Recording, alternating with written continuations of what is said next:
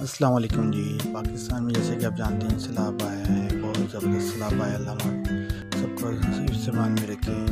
इसके लिए soul welfare foundation ने आगे बढ़कर अमदाद के लिए कर जो बीमार है उनको से अमदादी कैंप लगाया और सामान अमदादी कैंप का पैकिंग किया जा रहा है ताकि सोच वेल्थ फाउंडेशन उनको बचा उनके सैलाब की ज़िंदगी के लिए पहुंचा सके।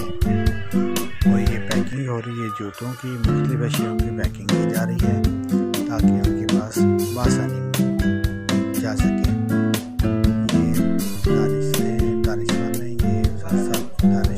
ये बैठे हैं, सदर साहब भी हैं जो पुरजोश से पैकिंग वगैरह की जा रही है।